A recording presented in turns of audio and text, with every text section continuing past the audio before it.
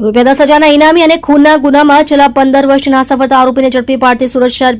પીસીબીના ASI Hasmukhbhai Mohanbhai તથા head constable અશોકભાઈ લુણીનાઓને હકીકત મળેલ કે કામરેજ પોસ્ટે ફર્સ્ટ ગુનો રજીસ્ટર્ડ નંબર 25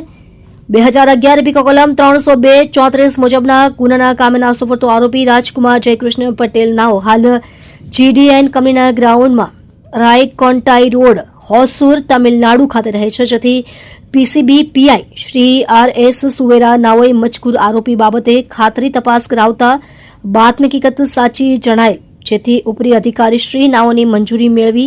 આરોપીને પકડવા તાત્કાલિક એએસઆઈ હસમુખભાઈ મોહનભાઈ તથા હેડ કોન્સ્ટેબલ અશોકભાઈ લાપુભાઈ નાઓની ટીમ બનાવી જીડીએન કંપનીના ગ્રાઉન્ડમાં રાયકોન્ટાઈ રોડ હોસુર તમિલનાડુ ખાતે રવાના કરવામાં આવેલ,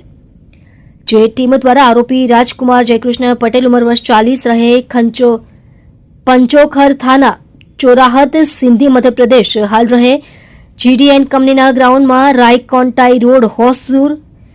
તમિલનાડુવાળાને દબોચી લેવામાં પીસીબીને સફળતા મળેલ છે. મજકૂર પકડાયેલ ઇસમની પૂછપરછ કરતા તેણે તથા તેના મિત્રો અભિમન્યુ, અશોક, અમરેન્દ્ર તથા કલ્લુ નાઓએ ભેગા મળી ભરતપ્રસાદ પટેલ કે જેની સાથે આરોપીઓને જૂની અદાવતનો ઝઘડો ચાલતો હોય, જેથી 22/1/2011 રોજ મરણ જનાર સાથે ઝઘડો થતા આરોપીઓએ માથાના ભાગે લોખંડનો પાઇપ મારીને મોત નિપજાવેલ હતું, જે ગુનામાં તેને વોન્ટેડ બતાવેલ હોય. ગુનામાં પોલીસ તેને શોધતી હોય,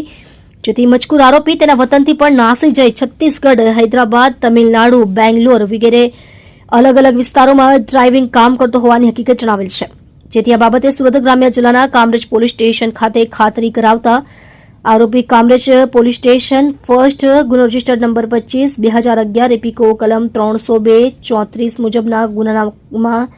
નાસ્તો ફરતો હોવાનું તેમજ મજકૂર આરોપીને પકડવા માટે પોલીસ અધિક્ષક શ્રી સુરત ગ્રામ્ય નાઓ દ્વારા રૂપિયા 10,000 ઇનામ પણ જાહેર કરેલ હોવાનું જણાવેલ છે, જેથી મજકૂર આરોપી વિરુદ્ધ કાયદેસરની કાર્યવાહી કરી આગળની તપાસ અર્થે તેનો કબજો સુરત ગ્રામ્ય જિલ્લાના કામરેજ પોસ્ટેને સોંપવા તજવીજ હાથ ધરવામાં આવેલ છે.